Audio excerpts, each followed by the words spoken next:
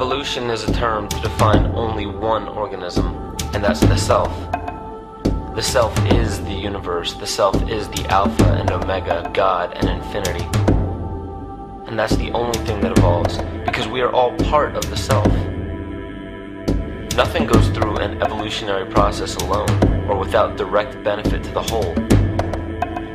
So when you begin to think that there's this controlling elite, this controlling hand behind the curtains leading the planet to destruction, when you think the end is near, the apocalypse, Armageddon, and when you think we as a species are doomed, it is not they, it is you that brought this about. And for a very good reason.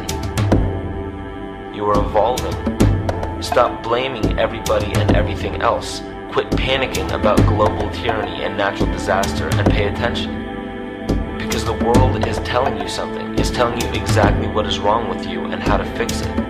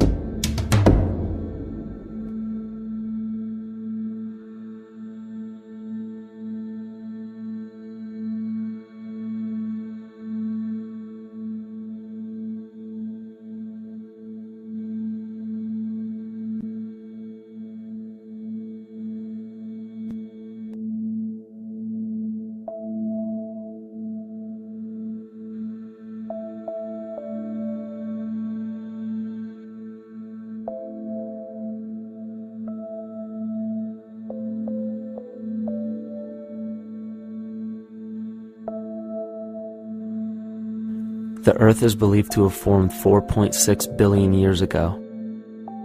Within the first 150 million years, it began cooling and releasing gases from the lithosphere, which created the earliest forms of the Earth's atmosphere. Prior to the creation of this atmosphere, the sun's ultraviolet radiation made for uninhabitable conditions. But as the Earth cooled further, water condensed in the atmosphere and oxygen accumulated, making way for organic compounds. This spawned single-celled organisms and then plant life. And down through time, the evolutionary chain continued. And then we arrive at a species that does not seem to fit as well as the rest. Homo sapiens' gestation period of 9 months mimics the 3.8 billion year evolution of all life on Earth. The human embryo repeats the evolution of all species. When the sperm and egg unite, this new creation is a single-celled organism. Within hours, this single cell divides and multiplies more rapidly than any other species. 4 weeks later, the embryo begins to develop gills mimicking aquatic life. A few weeks later, it develops lungs and a tail with reptilian appearance. From there, a mammal is recognizable, and then onto a primate form. It then sheds its laguna, which is the embryonic fur, and at last shows the characteristics of a human child. The human body is a community of approximately 50 trillion cells. Everything the body does, the cell does as well. Cells have respiratory and excretory systems. They feed, feel, think, and communicate with other cells. Trillions of cells make up a single organism called the human body, and billions of human bodies help make up the organism we call Earth. The Earth has more similarities with the human anatomy than you may think. Earth has its own electromagnetic generation, just like the human body. Research has found that a direct current of electricity flows through perineural cells found around every nerve in the body. These pathways are called energy meridians and have been used in the practice of acupuncture for at least 2,000 years. Dating even farther back is the notion of dragon paths or ley lines in which many megalithic structures and stone monuments were erected, marking the energy meridians of the Earth. These energy meridians are generated by the resonant frequencies of the Earth, called the Schumann waves. Each planetary body has its own resonant frequencies and is determined by the circumference and diameter as well as the speed of orbit and rotation. The Earth's resonant frequency starts at 7.83 Hz and ends with the 7th harmonic at 43.2 Hz, correlating with the 7 chakras. Ultimately, the greatest discovery of our Earth is its consciousness.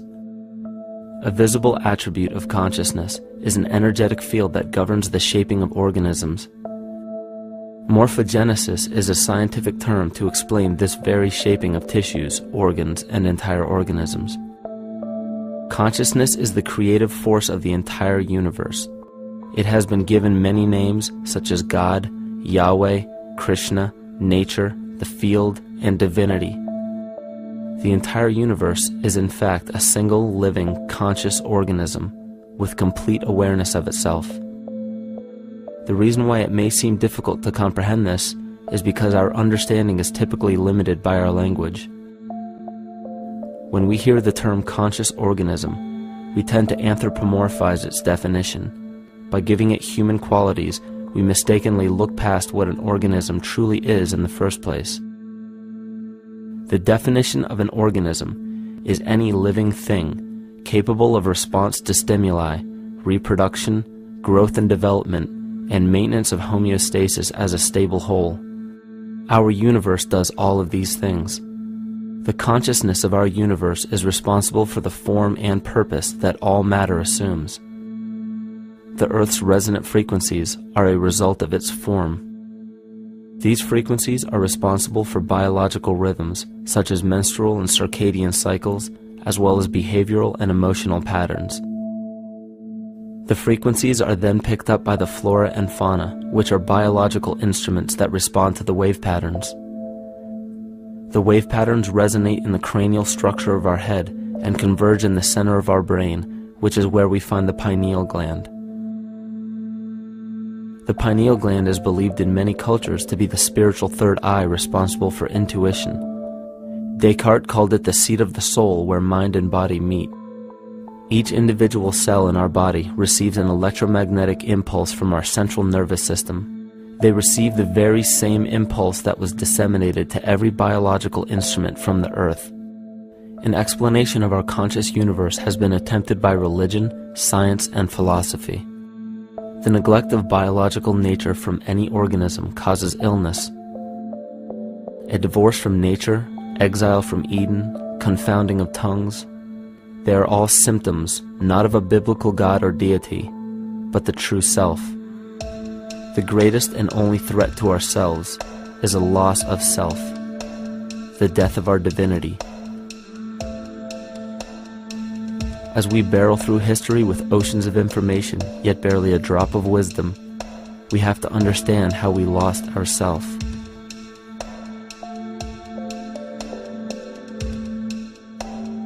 In sacred texts and ancient scriptures left by our ancestors, we find an incredible link between stories of creation, a great flood, the war of the gods, the Messiah dying for the sins of man, end-time prophecies, and similar characters.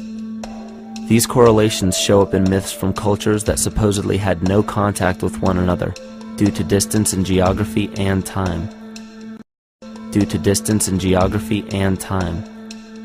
The common thread we find that connects all of mythology has its roots in the stars.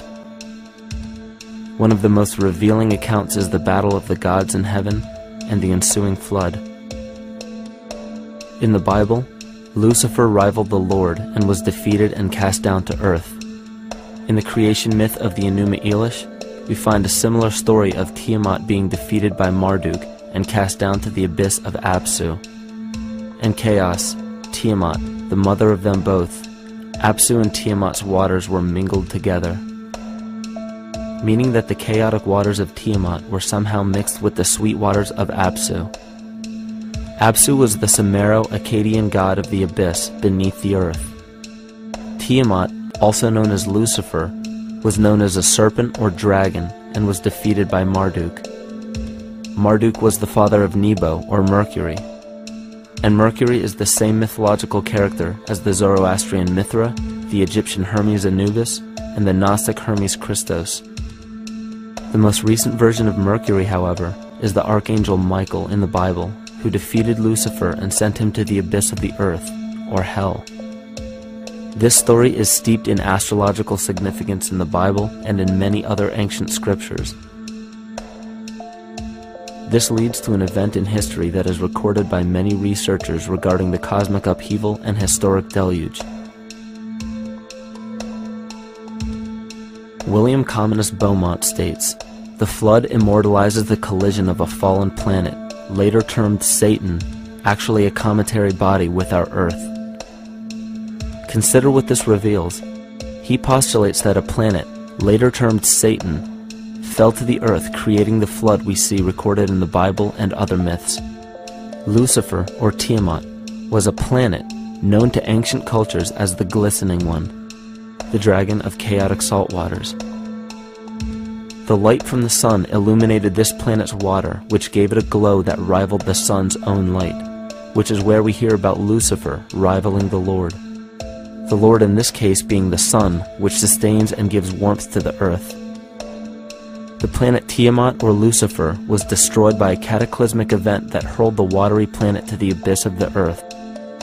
In the book of Enoch, it reveals, "And behold, a star fell from heaven, and when it fell to earth, I saw how the earth was swallowed up in a great abyss."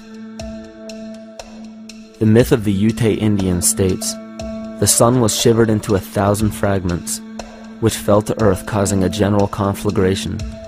Then Tawats fled before the destruction he had wrought. And as he fled, the burning earth consumed his feet, legs, body, hands, and arms, until at last, swollen with heat, the eyes of the god burst and tears gushed forth in a flood which spread over the earth, extinguishing the fire." This myth resembles the translation of the Enuma Elish by Stephanie Daly in her book Myth from Mesopotamia, which explains that Tiamat's eyes became the source of the Tigris and Euphrates rivers. As written in the book of Revelations, "And there was a war in heaven. Michael and his angels fought against the dragon, and the dragon and his angels fought back. The great dragon was hurled down, that ancient serpent called the devil, or Satan, who leads the whole world astray. He was hurled to the earth." The Roman mythology of Ovid gives the story of Phaeton, which happens to be another name given to the watery planet Lucifer, or Tiamat. This story reveals that Phaeton was a child of the sun and wished to become the sun for a day. Phaeton attempted this feat, and eventually Jove, who is also known as Marduk, destroyed Phaeton, sending him crashing to the earth in flames and put out by a tremendous flood of water from a river unseen before. The common theme we notice here is that of a saltwater planet, the great dragon, Lucifer, Tiamat, or Phaeton, was defeated and fell to the earth, and now dwells in the abyss known as hell, giving us the outline of the story of Lucifer rising up against the Lord and being defeated and banished to rule the underworld. As we know, however, an outline is but a shell of a story. The inner meaning, the spirit of the myth, comes with a deeper understanding of the essence of each planet, not just the physical planet, but the conscious core, because we know now that the proportions and velocity of a planet gives them their own characteristic frequencies, which govern biological and behavioral patterns. These planets reflect the archetypal psychology of man. In ancient times, probably the most important field of research was the study of the heavens. Galactic bodies and their movement through the sky were known to be symbolic of the inner faculties within human consciousness. Within all organisms, outdated science has only explained the physical world measured by our five senses. Only in esoteric religions, mysticism, and quantum fields of science are we to find any attempt at explaining where thoughts and emotions fit into the sense-perceptible world. We also understand now that humanity is a community of cells within the organism of the Earth. The Earth, therefore, is a higher organism that shapes our form and function. This higher organism and all other planetary bodies are governed by consciousness, just as we individual humans are. Therefore, the Newtonian belief that galactic bodies are nothing more than lifeless forms floating in space is tantamount to claiming that we humans are nothing more than a composite of elements in motion. We know that this is untrue because we feel, we think, and furthermore we see the result of our consciousness creating what we call life. Plato wrote, "This world is indeed a living being, endowed with a soul and intelligence, a single visible living entity containing all other living entities, which by their nature are all related." Furthermore, the cosmos is a single living creature which contains all living creatures within it. And in an article out of the Sufi journal, the author writes, "The world is a living spiritual being."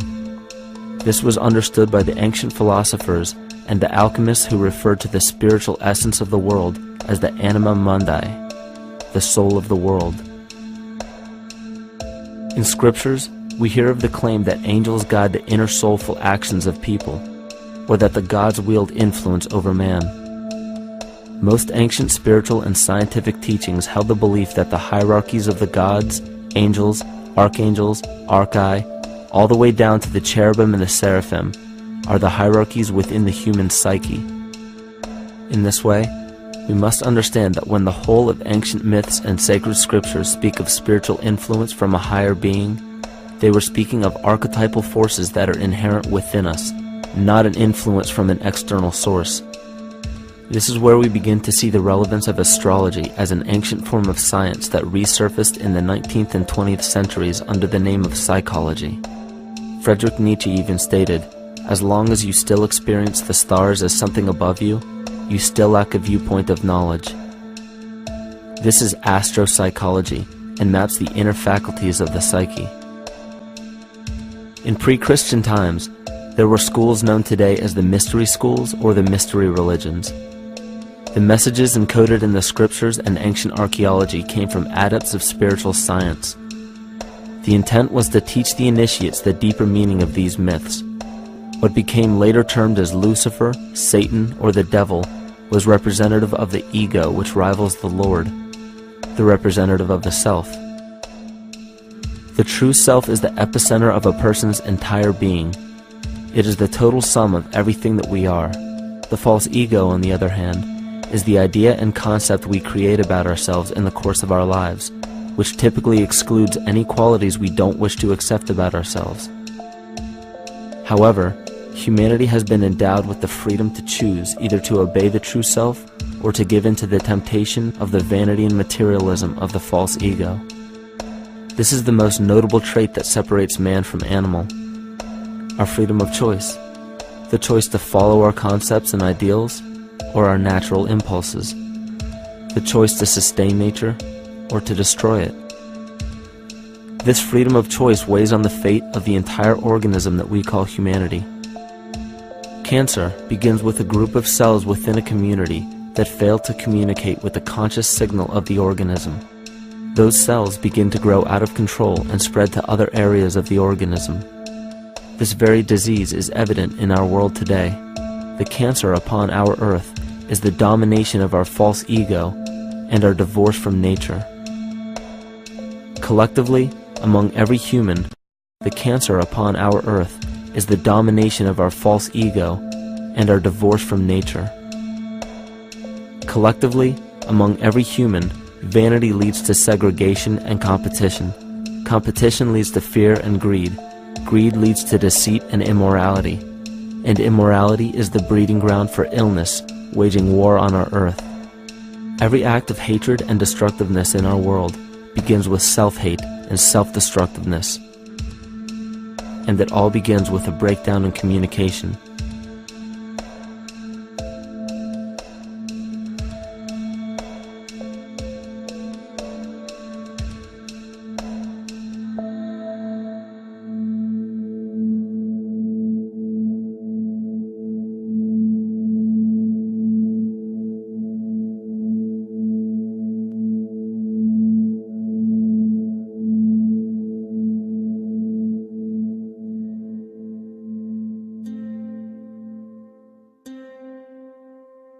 In nature, all that we perceive with our five senses is a result of two fundamental principles. Everything in existence is made of a relationship between vibration and matter. Vibration is a masculine creative force countered by matter, which is a feminine receptive force. Thus begins the principle of duality. We see this duality in ancient myths and philosophies, yet only those philosophies and scriptures that were perverted and raped of the original meaning gave the impression that one polarity was good while the other was evil. The original sages, adepts, and shamans taught that both are necessary, and one would not exist without the other. These two important principles come together to form all things in the universe. This is Kymatica. Even language, logos, the communication of any and all things in nature, depends upon this principle. Pete Peterson, in his works Cymatics, the Science of the Future, stated that nature shows examples of Kymatica in everything. This phenomena is found to be one of the prime forces that moves biological evolution along its path. Dan Winter reproduced an experiment to prove that the ancient languages of Hebrew and Sanskrit, when spoken, create a vibratory frequency that moved matter into sacred geometrical patterns. Upon further investigation, Hebrew, Sanskrit, Aramaic, Arabic, and other elder dialects have older roots in a parent language of Gaelic and quite possibly an even earlier origin. In Swami Murugesu's The Science of Mantra, he claimed that when a person chanted specific words in Sanskrit while filming a burning candle, the intensity as well as the color of the flame would change due to the frequency that the word would emit. This same science has been shown to lower and raise blood pressure. And in his own words, certain sounds can affect their circulation and nervous system. Whatever change such vibrations cause extends to the mind of a person and also to the surrounding atmosphere, causing warmth or coolness. All this can be known by study and shown by practice. This rediscovered knowledge of the science of sound shows that sound is something more than mere vibratory signals. Not only does sound interact with life, but it sustains and develops it. It acts as a conduit of conscious intent between people, societies, and entire civilizations. Yet the psychic illness we endure due to the domination of our false ego is reflected in the collective. Our psychological schism has shut us off from communicating correctly with our inner self, which is exactly how cancer cells within the body operate. In the collective, we have created a language barrier between humanity and the rest of nature, acting as a global cancer. Recorded in history, the efficacy of the ancient languages has been severely uprooted. The alphanumeric translation from Hebrew to English shows a complete reversal of the two languages, giving the cymatic effect unnatural results. Dr. Leonard Horowitz stated in his work on DNA, 1/3 of the sensory motor cortex of the brain is devoted to the tongue, oral cavity, the lips, and speech. In other words, oral frequency emissions spoken or sung exert powerful control over life, vibrating genes that influence total well-being and even evolution of the species. A degradation of language in this case is shown to affect biology. If something as basic and important as language can be degraded and devalued to such a degree, yet never questioned, what else might we be missing? Think of an aspect of your life that dictates the limits of your freedom. Government and law enforcement, insurance and pharmaceutical companies, taxes, building permits, driver's licenses, and more. There are hundreds if not thousands of stipulations, regulations, and boundaries on our freedom. And out of the ones that were just mentioned, how many have you researched to find out whether they apply to you or not? Let's look at the forms of law that we currently acquiesce to.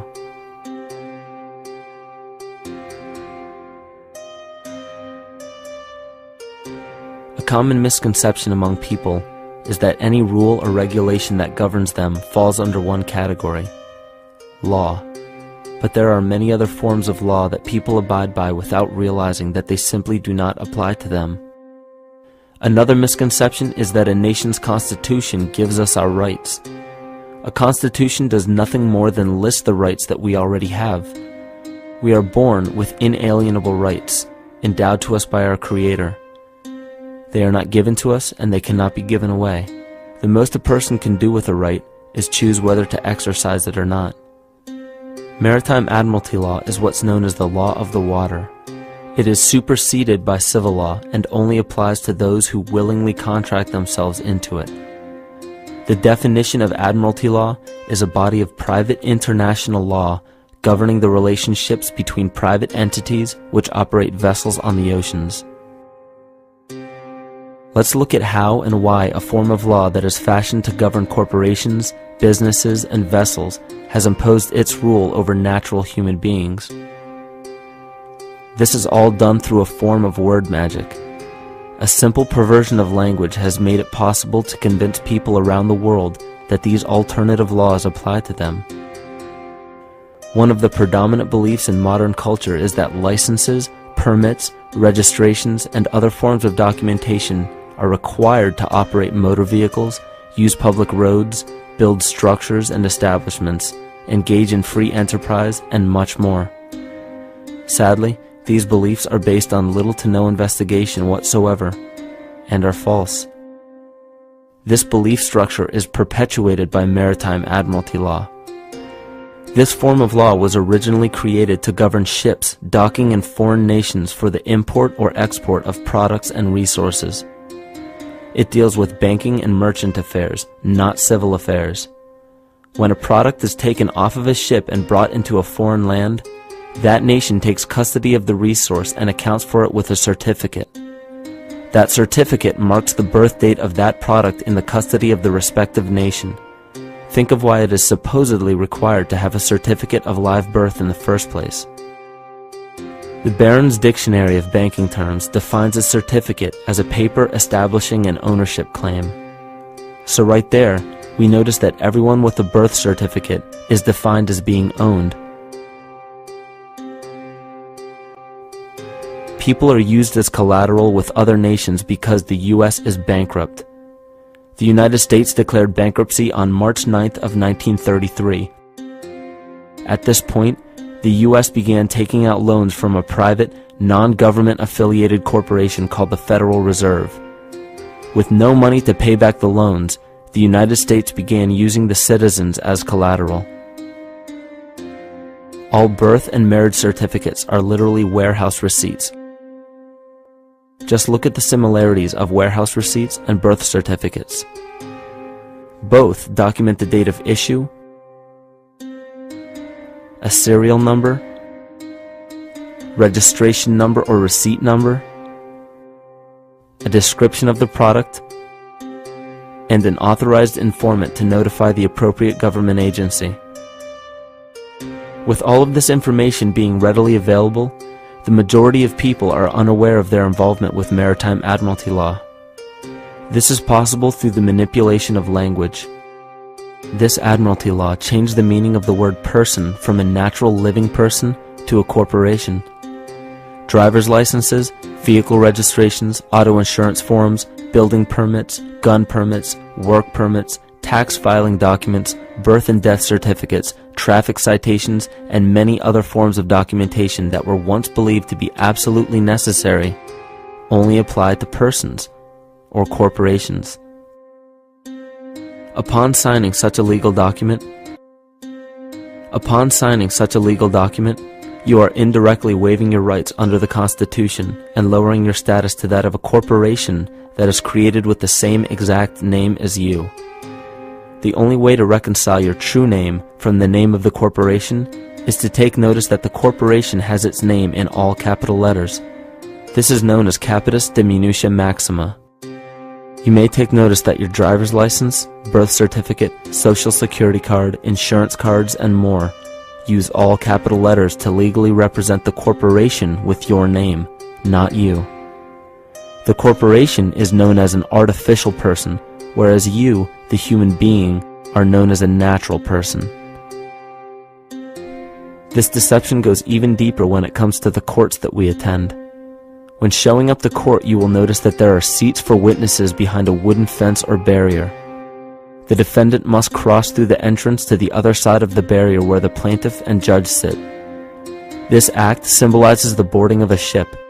At this time, business can be conducted in Maritime Admiralty law. The judge, acting as captain or banker, is responsible for settling the balance between the two sides. This is why there is always a monetary value involved in any court case. The captain is simply dealing with banking and merchant disputes. Once the balance is paid, the case is closed. To turn the court case away from admiralty law where your rights are not protected, you must avoid agreeing to represent the artificial person. This is done by stating that you are the natural person. You don't have a first or last name because those imply corporate title. In a court case, you may state that the court takes judicial notice of your honor's oath of office. Every judge must take an oath of office to practice law, yet you must make it clear to the court and the jury that the judge is acting as judge and not banker. Remember that you are a natural human being of the earth. You are not governed by anything but your own consciousness. Laws are created within a society. The society that created the laws we see being enforced today is called the Law Society. Yet the most beautiful part of this entire deception is the fact that we are not part of the Law Society, so their laws do not apply to us. Judges, lawyers, and law enforcement officers, they're all part of a society. Within that society, they've created their own language that's deceptively similar to English. They have these little things called statutes, acts, and regulations that seem like laws, but they really only apply to those within their society. So that basically means all the traffic violations, minimum age requirements, and everything except for damage to another person or their property doesn't really apply to the natural person. Laws only apply to those within the Law Society. The game being played is an illusion. You can simply choose to open your eyes and reclaim the freedom that you were born with, bound by nothing but the limits of your imagination. These are just a few examples of assuring that your rights are being protected. By far, the most important line of defense against this deception is to be aware of the perversion of language, and be absolutely aware of how you form your beliefs and concepts.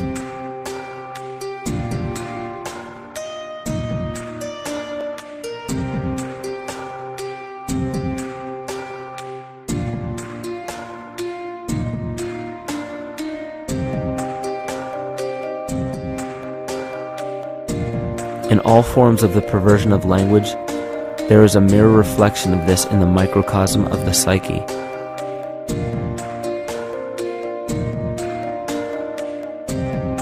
And the problem I see with humanity today is we don't truly know ourselves anymore. We have the 9-to-5 job, we have the house, the children, the bills, the television, the hobbies, and the errands that we run every single day, and we eventually begin to believe that this is who we are.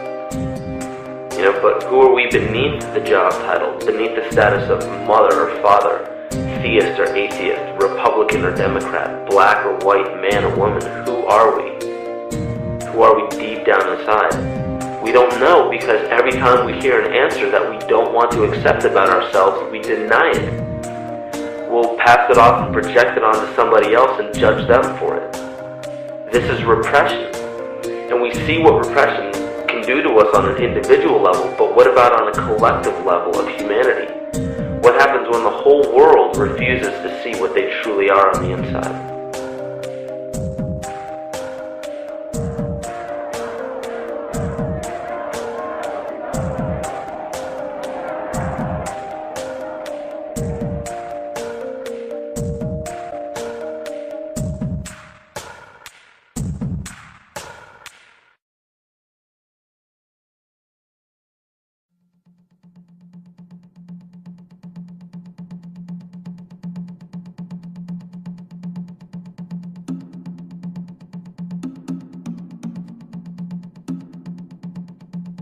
Carl Jung discovered that there is a collective unconscious connected to all humans, meaning that the whole of humanity shares a single mind with one another.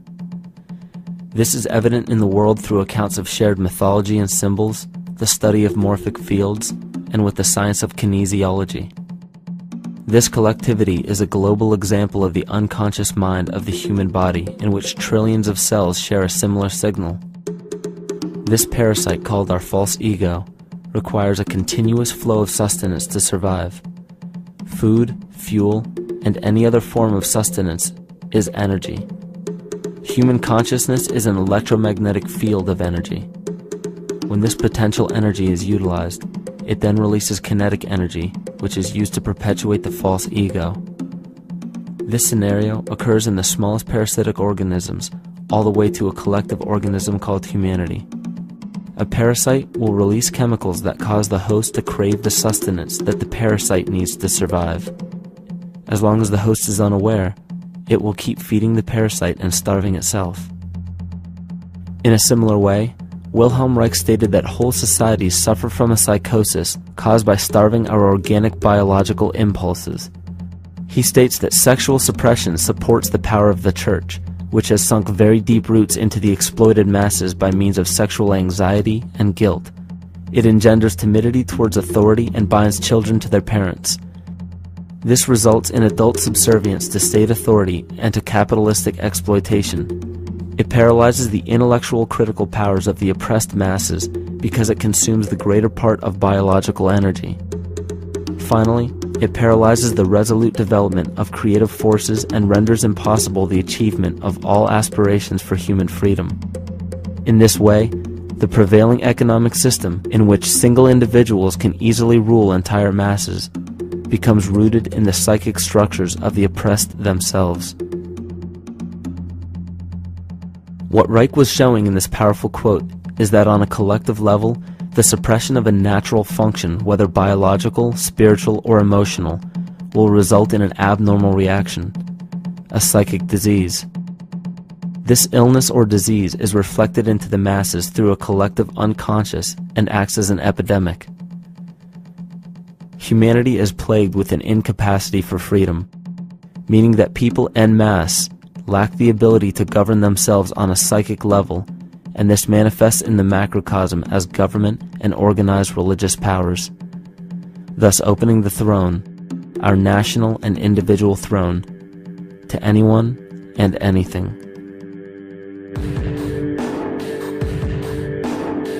Enter the infamous rulers of the earth, the patriarchs of civilization, political, social, economic, and spiritual dictatorship, psychic tyranny. This simple illness within our psyche, this lack of responsibility and neglect of basic human freedom, has made way for every tyrant that has ever held rule over people on this planet.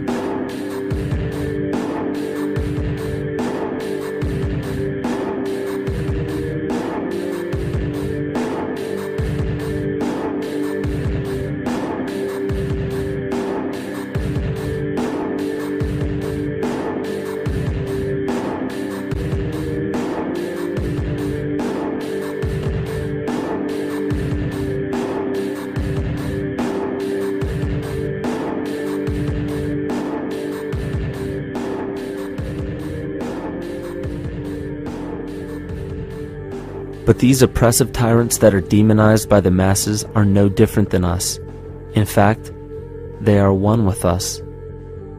In the book The Prophet by Khalil Gibran, he poetically states, "I say, as the holy and the righteous cannot rise beyond the highest which is in each of you, so the wicked and the weak cannot fall lower than the lowest which is in you also."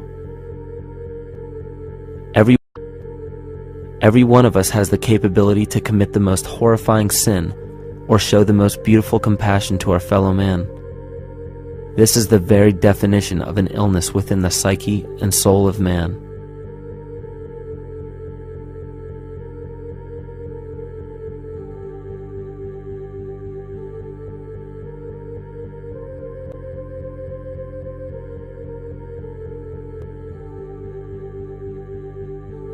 Think of any position of power that you believe to be above you.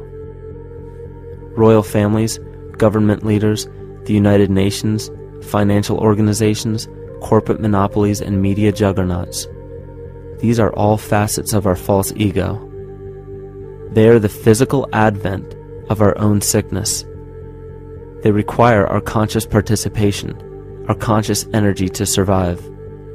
Because without our cooperation, without supplying them with the sustenance of complicity, they starve.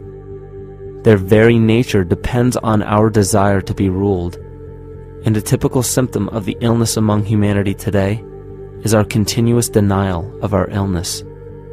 Repression. We consistently repress those qualities we choose not to accept about ourselves. This is why it is so difficult to see the false ego and its multiple manifestations for what they truly are.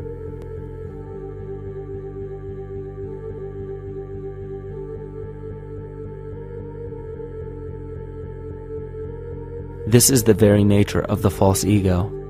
It acts as a red herring to distract us from the freedom we truly have. For this psychic parasite to survive, it must supply us with a chemical that will cause us to remain dependent upon it. In this case, the sustenance is our conscious energy. And in order for us to feed it to the parasite, the chemical of fear causes humanity to crave protection and defense.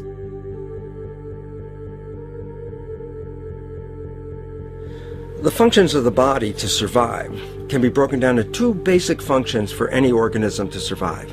You have to be able to grow, maintain yourself, take care of your biology, but you also must be able to protect yourself, so that if you're just growing and you can't protect yourself, you'll become food for something else. So the survival involves a balance between growth and protection. Through the history of human civilization and through human evolution, we recognize that our nature is to be in a state of growth, and that our protection is only supposed to be used to, help us out of that threatening moment. You can't be in growth and in protection at the same time. So the significance is, when we see a need of protection, the stress hormones in the body shut off the blood vessels in our viscera, or gut, which is the part of the body for growth. Well, the issue is, if you took the blood from the viscera and moved it out to the arms, then you left no blood in the viscera. That means no growth. But you're ready to fight. And when your fighting is finished, then the blood returns back to the viscera and you grow again. But in the world that we live in today, it's 24/7 fear.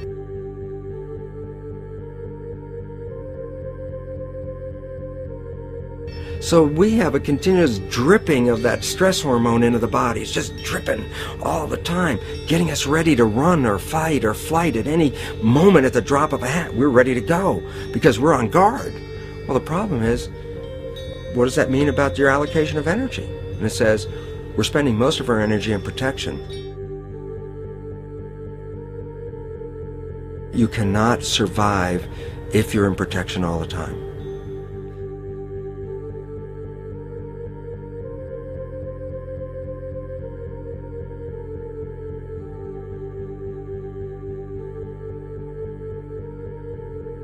And if the parasite can control the nature of the fear, it can then create a fear among us that only it can defend us against. A recent physical manifestation of this comes from Zbigniew Brzezinski, former Secretary of State who also supported President Barack Obama. In his book, The Grand Chessboard, he states, as America becomes an increasingly multicultural society, it may find it more difficult to fashion a consensus of foreign policy issues, except in the circumstance of a truly massive and widely perceived direct external threat. Even the Reichsfuhrer of the Nazi Party, Hermann Göring, sums up this game of supply and demand perfectly when he stated, "The people can always be brought to the bidding of the leaders." That is easy. All you have to do is tell them they are being attacked and denounce the peacemakers for lack of patriotism and exposing the country to danger. It works the same in any country. It also works the same in every individual psyche. Just remember that the false ego has only one desire: to become greater and more powerful than the true self. This illness causes us to believe that we are separate from nature. This is why we see such a rise in the dependency of technology. This is why we see such little stewardship for the earth and the environment. And this is why we see bigotry, racism, sexism, and every other form of discrimination possible that leads to crime, violence, wars, and eventually, the global destruction of the organism. This endless state of fear, confusion, and segregation our world seems to live in is a symptom of the false ego creating a false threat.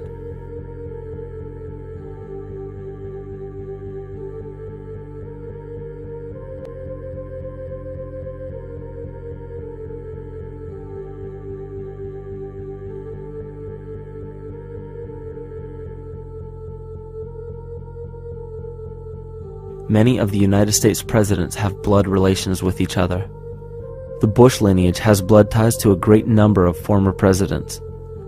George Washington, Millard Fillmore, Franklin Pierce, Abraham Lincoln, Ulysses Grant, Rutherford Hayes, James Garfield, Grover Cleveland, Teddy Roosevelt, William Taft, Calvin Coolidge, Herbert Hoover, Franklin Roosevelt, Richard Nixon, and Gerald Ford. Michael Tessarion points out in his work that Bush is closely related to every European monarch on and off the throne, and has kinship with every member of Britain's royal family. Bush's family tree can be documented as far back as the early 15th century. He has a direct descent from Henry III and from Henry VIII's sister Mary Tudor. He is also descended from Charles II of England. And we also find that George W. Bush is a direct descendant of Godfrey de Bouillon. Godfrey was the first king of Jerusalem after he recaptured it from the Saracens, which was the name for the Islamic faith during the Middle Ages. It is interesting to note that the current occupation of the United States in the Middle East was re-established by the same family, George Bush Sr. in 1991, and again by George Bush Jr. in 2003. George Bush Jr. is then found to be a cousin to both opposing candidates of his 2 terms in office, Al Gore and John Kerry. Democratic President Barack Obama also has blood ties with George W. Bush, as well as Gerald Ford, Lyndon Johnson, Harry Truman, James Madison, and the British Prime Minister Sir Winston Churchill. On the opposing side of the 2008 presidential ballot, John McCain is descended from Robert the Bruce, King William I of Scotland, and also Godfrey de Bouillon. Probably one of the most interesting facets of the bloodline relations is the fact that the whole British royal family has descent from the Muslim prophet Muhammad through the Arab kings of Seville. This bloodline was passed through the kings of Portugal, Castile, and eventually down to King Edward IV. And this is a very, very different story from what you hear the media pumping out every day, being this idea of lineal superiority. It's completely debunked according to the foremost authority of aristocratic lineage, Burke's peerage. And this just goes to show that there's the true story, and then there's the manufactured illusion, the front that's given to the public.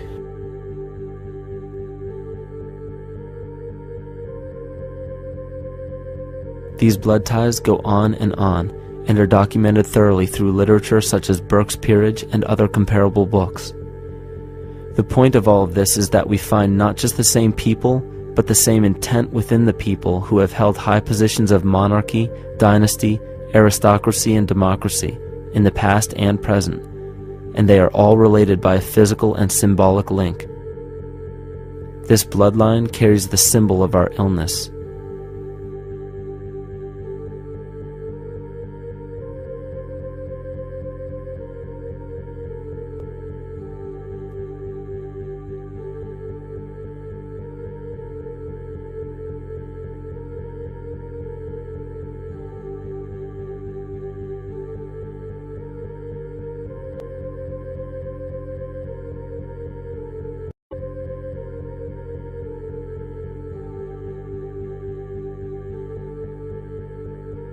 The symptoms of our psycho-spiritual illness are the wars, terrorist attacks, artificial or man-made disasters, and leader figures. As long as the people remain oblivious to their inner drives and inner nature, they will always fail to recognize why these events take place and why these figures rise to such powerful positions. The reason why we have failed for thousands of years to conquer these archetypal rulers permanently is because for thousands of years we have been fighting the symptoms of an illness and not the root cause. For every corrupt government that falls at the hands of a revolutionary, oppressed people, 2 more will rise in its place every time. Because the root cause of a corrupt government does not exist in the individual leading that government. It exists within the psyche of every individual. Because an unaware host to a deadly parasite will do anything to avoid accepting his own incapacity for freedom.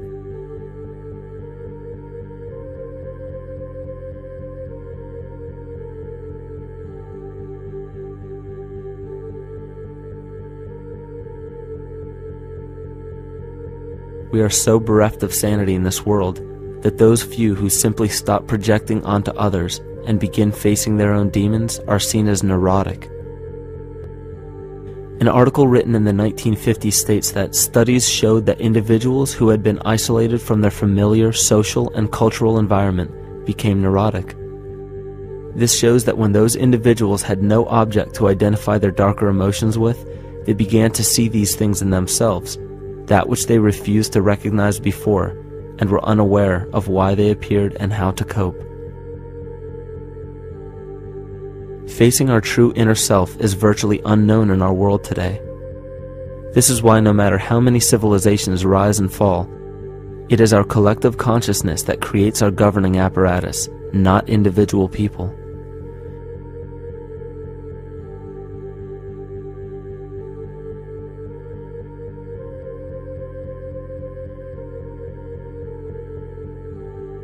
And after countless attempts, you would imagine that people would realize that a physical retaliation may not be the solution. Yet here we are, thousands of years later, with technology that can clone DNA, vehicles that can break the sound barrier and probe the depths of space, and science that can overcome almost any sickness. Yet we still fail to take notice to the importance of thoughts and consciousness.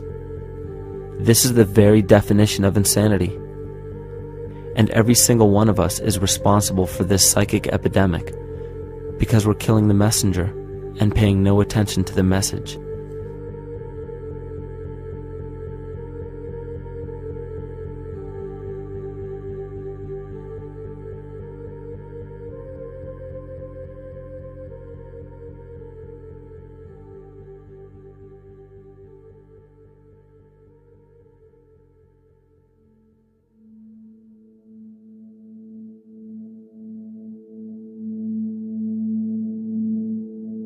During the 1990s, 3 Nobel laureates in medicine advanced research that revealed the primary function of DNA lies not in protein synthesis as widely believed for the past century, but in electromagnetic energy reception and transmission. Less than 3% of DNA's function involves protein manufacture. More than 90% functions in the realm of bioacoustic and bioelectric signaling. So why is it important to know that DNA functions in bioelectric signaling? HeartMath Institute has discovered the heart and brain maintain a continuous two-way dialogue, each influencing the other's functioning. Although it is not well known, the heart sends far more information to the brain than the brain sends to the heart, and the signals the heart sends to the brain can influence perception, emotional processing, and higher cognitive functions. The heart also generates the strongest rhythmic electromagnetic field in the body, and this actually can be measured in the brainwaves of people around us. We are quite literally an electromagnetic expression of our highest cognitive function. The behavior of electromagnetism is evident throughout the world as dualism. All matter contains a negative and positive charge, which means organisms are built upon this foundation. The natural homeostasis of any organism is a balance of both polarities. Furthermore, research on emotional energetics shows that the heart's field is a carrier of emotional information and a mediator of bioelectromagnetic communication within and outside the body. Research shows our heart's field changes distinctly as we experience different emotions. It is registered in people's brains around us and apparently is capable of affecting cells, water, and DNA studied in vitro. Fear. The chemical supplied by a collective parasite creates a distinct bioelectric signal given off by the host. This signal is disseminated to the organisms within our community and will grow outward through the entire organism unless it is counterbalanced by an opposing force. Dr. Fritz Alan Popp discovered that the cells in our body communicate through biophotons, which are tiny particles of light that are single units of an electromagnetic field. This communication system within our body also exists between people in what's known as morphic resonance. This was known by the shamans, sages, and adepts of antiquity. These teachings were commonplace in prehistoric cultures. It wasn't by sheer chance that artistic expression and rituals were the cornerstone of every ancient civilization. Art was used as a personal method to exercise the shadow content of the psyche and introduce it to the conscious mind. This was very literally viewed as psychic therapy. Ritual was based around astrological dates. As we've learned, the study of the stars and planets reflect our own astropsychology. The shamans would perform rituals on astrological dates that would correlate with a circadian rhythm or a psychological cycle.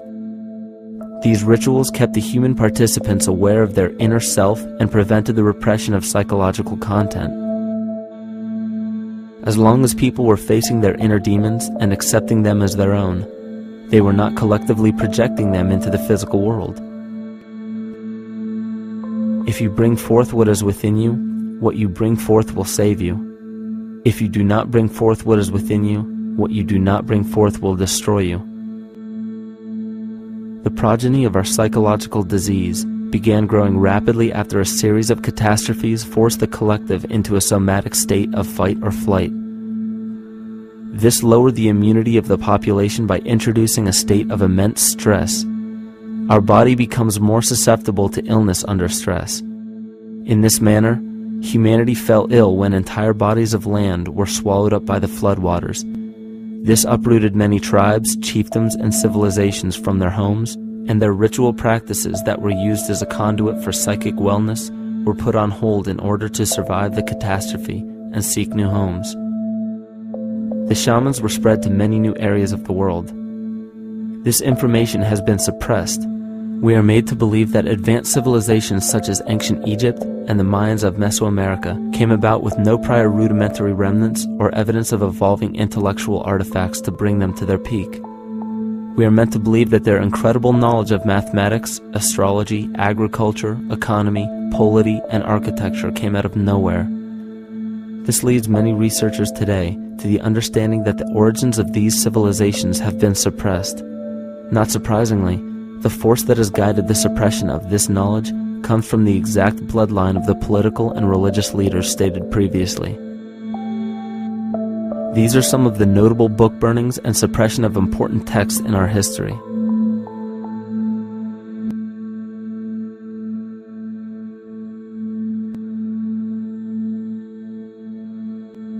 Yet after all of this suppression, there are still remnants of the dispersion of elder civilizations in nearly every country. There is tremendous evidence of ancient cultures visiting North America long before the conventional belief of European colonization. Barry Fell states in his book America BC, there are ancient inscriptions now being reported from nearly all parts of the United States, Canada, and Latin America, written in various European and Mediterranean languages in alphabets that date from 2,500 years ago. William Commonus Beaumont wrote, "The Toltec and Maya civilizations never originated on American soil, but appeared there full-blown, with a well-defined art and system of hieroglyphic writing which possesses affinities with Egyptian. It is found that there are thousands of prehistoric sites across New England and several other northern states showing inscriptions, carvings, and mounds created by Druidic mariners as far back as 800 BC. To suppress this information further, it was not only imperative for the bloodline to burn the documented texts containing true historical information, but to wipe out the cultures that derived from these ancient shamans. The most devastating genocide ever endured was and still is the annihilation of shamanic tribes. We've lost our traditional roots and don't know about ritual. The dragon dances and the ghost dances of the Native American Indians, what do you think that was all about? All the shamans of the world, when they do their rituals, they're doing that. Their work, harmonically through dances, is to strengthen the immune system of the earth. You know, but they've been all murdered. So that was why in the 17th century, exactly the same period I'm talking about, there was an all-out agenda that when you come across indigenous people, you annihilate them. Columbus was sent on his expedition along with agents of the crown to disrupt the lives of the natives and seize mineral resources. He visited every island in the Caribbean, depleting the gold and taking as many slaves of the native Taino tribe as possible. 5 million natives were murdered within 3 years, according to Leah Trabeck. Within 15 years, the Arawak tribe of 250,000 was completely wiped out. The population of the United States prior to European contact was greater than 12 million. 4 centuries later, the count was reduced by 95% to 237,000. From 1494 to 1508, over 3 million people had perished from war, slavery, and the mines. Who in future generations will believe this? I myself, writing this as a knowledgeable eyewitness, can hardly believe it. My eyes have seen these acts so foreign to human nature, and now I tremble as I write. Another agent of the false ego bloodline was Hernando Cortés, who decimated the Aztec tribe and plundered their mineral resources.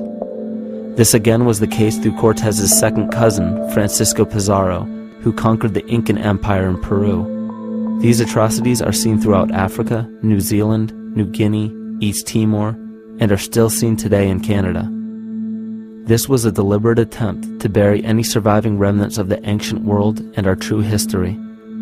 It is a naive mistake, however, to categorize and blame everything and everyone involved with politics or religion for this suppression of knowledge. It is only natural for people to crave spiritual understanding when there are so many manufactured missing links and perversions in the spiritual text today. And due to this void of spiritual wisdom, honest and moral people who are simply trying to understand their place in this world become the prime consumer market for those who wish to exploit this vulnerability. To have enough power to run our own lives, basically. If we look at the New Age movement, for instance, which is another kind of trap in all of this, where people might end up actually. They're looking for something so bad that they're taking all these things that are handed to us or to them, but it's not really based on any real understanding. It's still kind of coming from a religious type of perspective. People are genuinely seeking something new. They're genuinely seeking a new type of spirituality, or to better themselves, or to change something, but this is being hijacked. And what they actually do is that they lead you into another type of group mentality or a new age religion, whatever it is, and people still are not able to kind of really break free from that and follow their own journey or their own path, which I think is very important in all of this.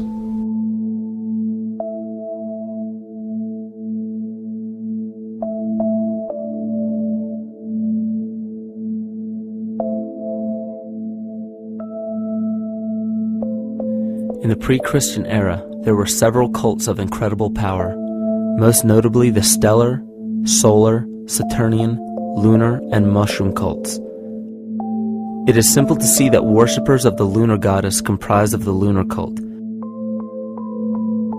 The worship of sun gods were indicative of the solar cults. The Saturnian cult, which consisted of Phoenicians and Canaanites, worshipped El or Eli. The biblical exodus of the Hebrews from Egypt showed that they entered Canaan and merged the lunar cult of Isis, the solar cult of Ra, and the Saturnian cult of El to form Isis, Ra, El. Israel. The old Israelitish cult and mythology, the Yahweh worship, the patriarchal legends, the sojourn in Egypt, and so on, are rooted in the religion of the sacred fungus, developed from the underlying fertility philosophy of the ancient Near East. The Jewish mitre, Muslim turbans, and military berets are derivations of the symbol of the mushroom cult. One of the first and most prominent, however, was the stellar cult, and a number of these ancient cults were created for shamanic purposes and earthly stewardship, yet some were taken over with different intentions. Just as you would imagine in any establishment of power, smaller cults formed within the main cults to worship individual deities. The cult of Mithras and the cult of Dionysus are 2 examples. You still today can see the Mithraic or Phrygian cap on the symbol of the seated Liberty dollar, the coat of arms of many countries, the reverse side of the flag of Paraguay, the seal of the United States Senate, and even involved in the solar cult holiday that we now call Christmas. In the cult of Dionysus, many festivals were celebrated, such as the Greater Dionysia, celebrated in Athens around the spring equinox. The foremost event in this festival was the Thymelic contest, in which poets, musicians, and entertainers performed in an open-air theater. Musicians did not have to pay taxes, and members of the Artists Guild did not have to participate in military affairs. The cult of Dionysus is still alive to this day as the entertainment industry.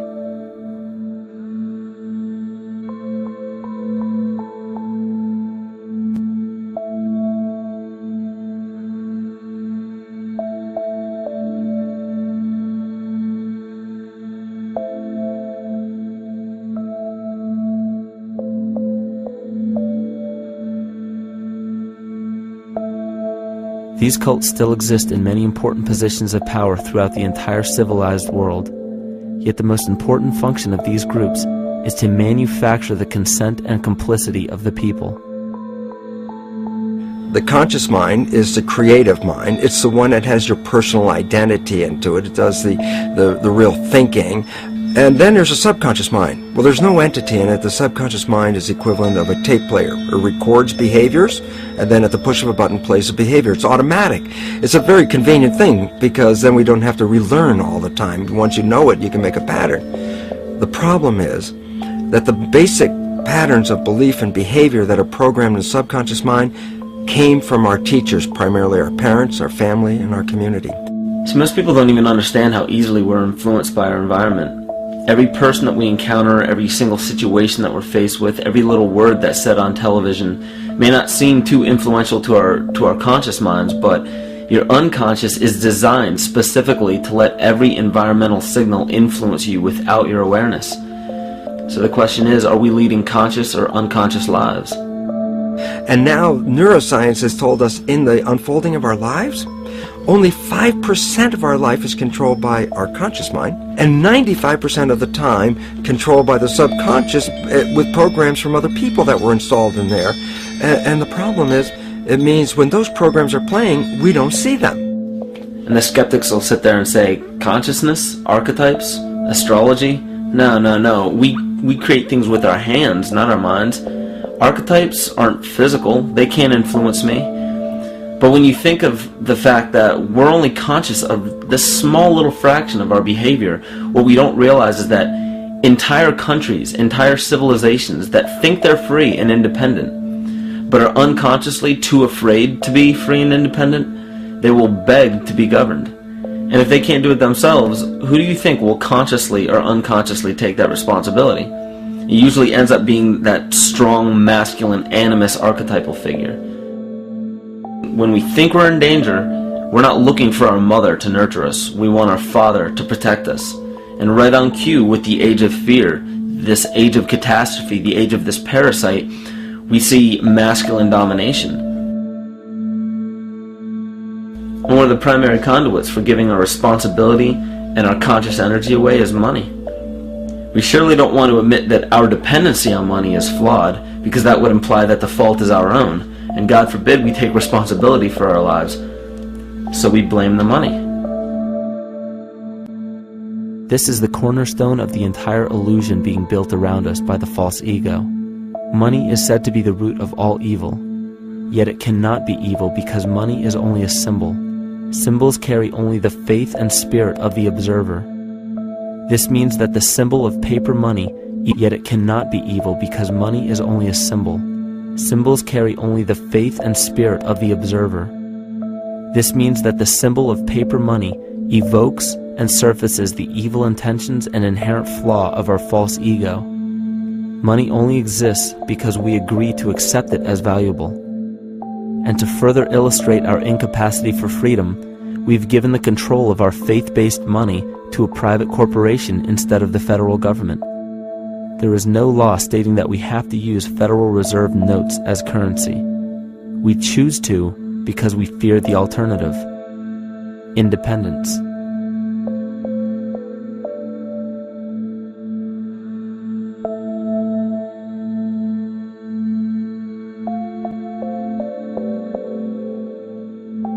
But it's not even really about money, it's about energy, because money is simply this material thing that allows billions of people to crave just one thing and put their energy into the same thing. It's not the plasma TV or the house or the lifestyle or the job or the significant other or the status that we're really after, because we know that we're empty. These people feel sadness and loneliness and void just like anybody else, and they either want to fill that void with materialism because they think that that'll make them feel better, or they want to sedate the void feeling with material possessions. So it all comes back to this feeling of having to put our dependency into an external source, something that we have absolutely no control over. What we're seeing right now is with all the competition of each other destroying each other, wars, competing for material existence, raping the planet and tearing it apart to get some pieces of it to hold in your hands and say you won the game. Every one of those moves is destructive not just of the planet but of human civilization, because human civilization will thrive with cooperation and will die with competition. And if you operate from these truths, then you end up with the extinction that lies before us. You see, we all have demons, so to speak. We all have inner demons in our lives, but we expect to see devilish monsters or dark apparitions when you think of a demon, kind of like what you'd see in the cinema. But our demons are really the people in our everyday lives, the people that we argue with, the people that we envy or hate, the ones we physically or emotionally harm in some way, shape, or form. And it's not because we envy or hate qualities in these specific people as much as we hate the fact that they remind us of ourselves. They reflect qualities about ourselves that we wish we had more of, or that we wish we didn't have at all. So what do? We alleviate that pain not by fixing or fighting our own demons, but by harming the people that remind us of our demons, by harming the people that remind us of the things that we don't like about ourselves. And when we become frustrated that we're not in control of our emotions because we don't really know what's affecting our emotions, we take it out on others. We take it out on absolutely anything else that can show us or act as a catalyst for our hatred. And so we do the same thing to animals. Animals are perfect because they can't defend themselves. And it's a perfect catalyst for our inner aggression, our confusion, our hatred. Just take it out on something absolutely helpless. Just imagine how unconscious a person has to be of his or her actions to torture or mutilate or brutalize any living thing.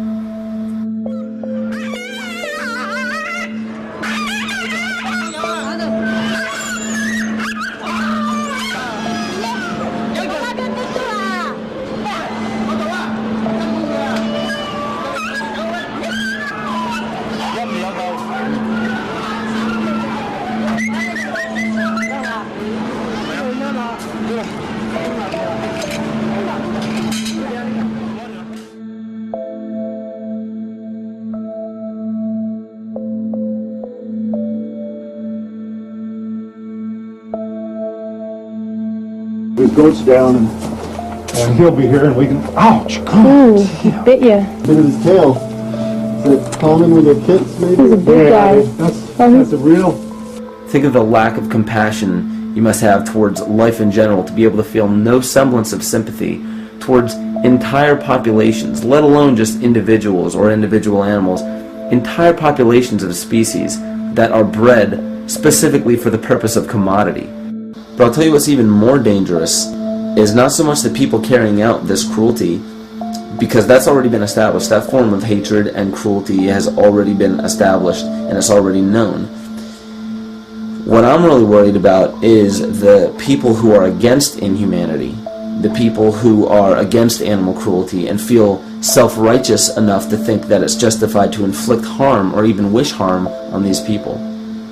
Because those are the people who take unconscious cruel behavior to a whole new level of conscious cruel behavior that's perfectly acceptable in their minds, because they feel that it's their job to bring other people to justice, like they're an authority figure of some sort.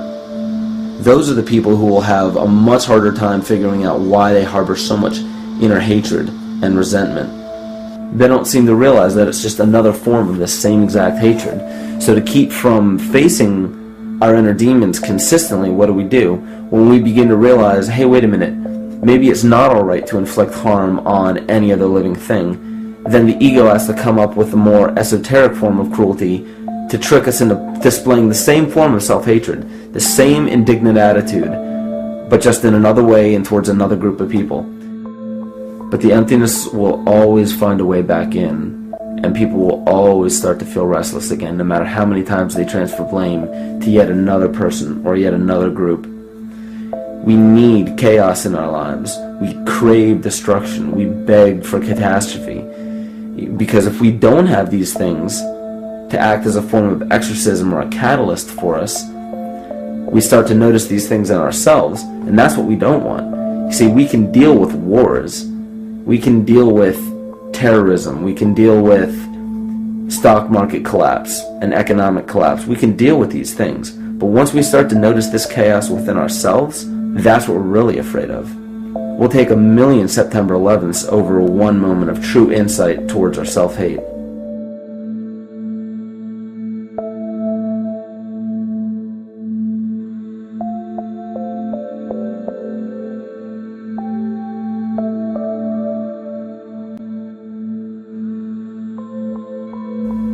And you know, the most interesting part of all of this is we encounter things every day, every single day, that we either accept with open arms or that we reject violently. The interesting part is not really what we're accepting or rejecting as much as what it is inside us that makes us feel compelled to a certain thing or repelled from a certain thing. There's this fundamental dual behavior of muscular strength or weakness, attraction or repulsion. And what's interesting about this is when you realize that consciousness, awareness, that intangible essence that animates all matter into what we see around us as life, that is where you will find the origin of this dual behavior. It's been explained as the inhalation and exhalation of Brahma, the contraction and the expansion of Ahriman and Lucifer in an anthroposophical setting, the active and the passive qualities in electricity, the masculine and feminine qualities, yin and yang, existence and nothingness.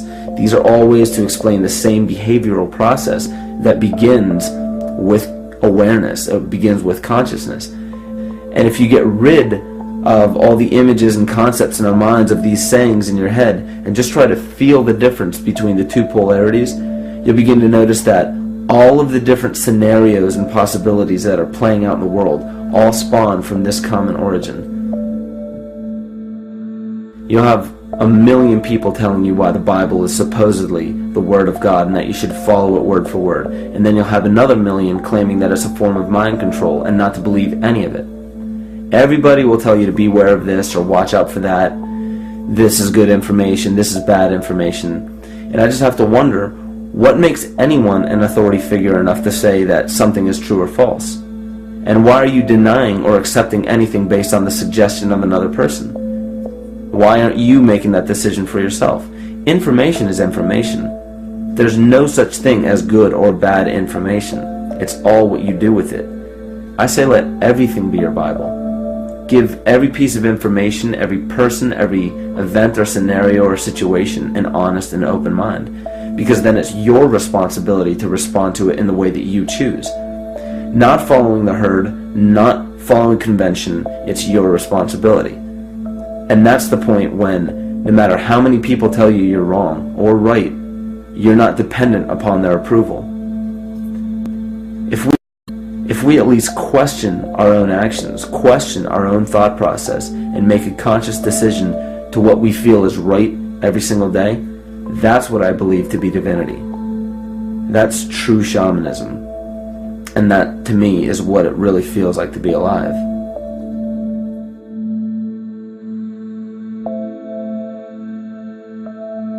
In this conscious, living universe, there are no laws of nature, just habits. There is nothing external to the universe to enforce a law upon it. The illusion of a fixed law of nature is only the result of there being no need for that habit to be broken. When habits need to be broken to ensure the survival of the organism, we see this event in nature and call it evolution. The collective mind shapes our evolution. And a great example of this is the experiment done by John Cairns in 1988. His team put lactose-intolerant cells in an environment with only lactose for food. Under a law of nature, every one of these lactose-intolerant cells would have died. But surprisingly, they all survived. Every one of them understood the problem that they were facing and replaced the defective lactase enzyme with a functioning one to utilize lactose for food. If a cell has the ability to decide how and when to evolve because it's facing extinction, then anything can. The existing beliefs are that a human body is a biochemical machine controlled by genes, and therefore the behavior, emotions, and character of our biology, our health, our lives, are controlled by genes which we don't control. So this is what we taught people. You're a victim.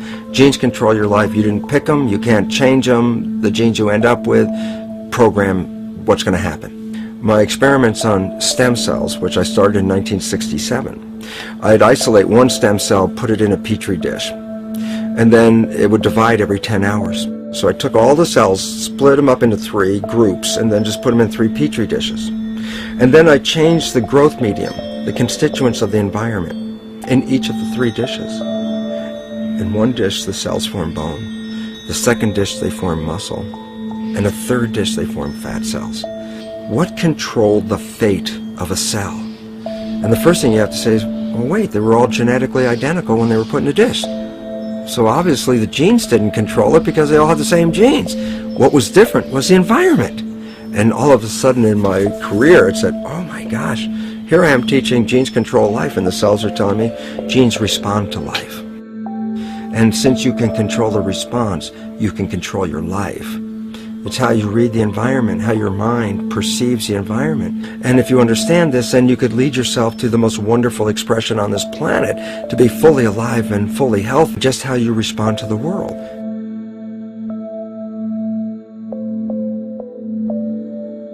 In the face of financial collapse across the world, political and religious wars raging tirelessly, and an ever-growing feeling of being lost and void of meaning, there is a great amount of energy being pushed to the surface of the collective mind. Evolution does not come about gradually. It happens in spurts and fits, and comes about due to a tremendous need for the organism to survive. We are now at a point in history where we will choose. We will choose to become sovereign or remain dependent, to face our true self or continue fighting a ghost, to become well or allow this disease to grow, to live or to die. The choice is yours.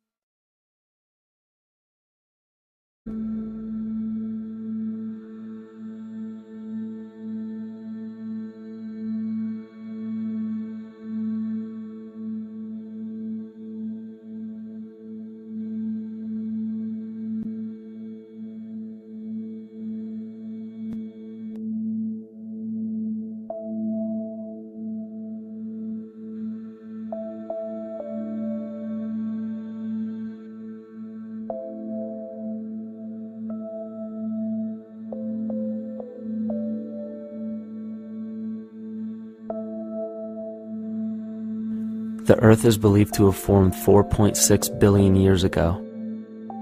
Within the first 150 million years, it began cooling and releasing gases from the lithosphere, which created the earliest forms of the Earth's atmosphere. Prior to the creation of this atmosphere, the sun's ultraviolet radiation made for uninhabitable conditions. But as the Earth cooled further, Water condensed in the atmosphere, and oxygen accumulated, making way for organic compounds. This spawned single-celled organisms, and then plant life. And down through time, the evolutionary chain continued.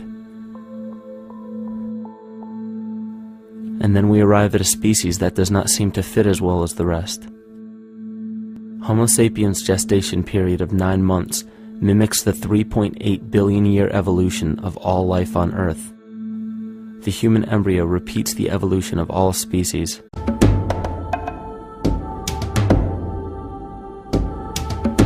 Evolution is a term to define only one organism, and that's the self. The self is the universe, the self is the alpha and omega, God and infinity. And that's the only thing that evolves, because we are all part of the self. Nothing goes through an evolutionary process alone, or without direct benefit to the whole. So when you begin to think that there's this controlling elite, this controlling hand behind the curtains leading the planet to destruction, when you think the end is near, the apocalypse, Armageddon, and when you think we as a species are doomed, it is not they, it is you that brought this about. And for a very good reason. You are evolving. Stop blaming everybody and everything else. Quit panicking about global tyranny and natural disaster and pay attention.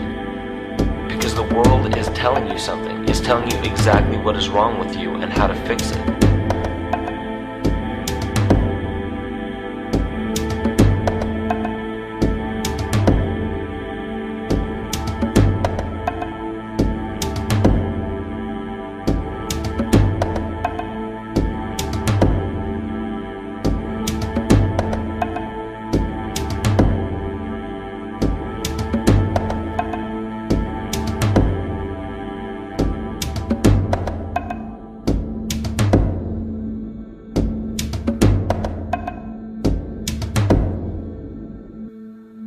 When the sperm and egg unite, this new creation is a single-celled organism. Within hours, this single cell divides and multiplies more rapidly than any other species. 4 weeks later, the embryo begins to develop gills mimicking aquatic life. A few weeks later, it develops lungs and a tail with reptilian appearance. From there, a mammal is recognizable, and then onto a primate form. It then sheds its laguna, which is the embryonic fur, and at last shows the characteristics of a human child. The human body is a community of approximately 50 trillion cells. Everything the body does, the cell does as well. Cells have respiratory and excretory systems. They feed, feel, think, and communicate with other cells. Trillions of cells make up a single organism called the human body, and billions of human bodies help make up the organism we call Earth. The Earth has more similarities with the human anatomy than you may think. Earth has its own electromagnetic generation, just like the human body. Research has found that a direct current of electricity flows through perineural cells found around every nerve in the body. These pathways are called energy meridians and have been used in the practice of acupuncture for at least 2,000 years. Dating even farther back is the notion of dragon paths or ley lines in which many megalithic structures and stone monuments were erected, marking the energy meridians of the Earth.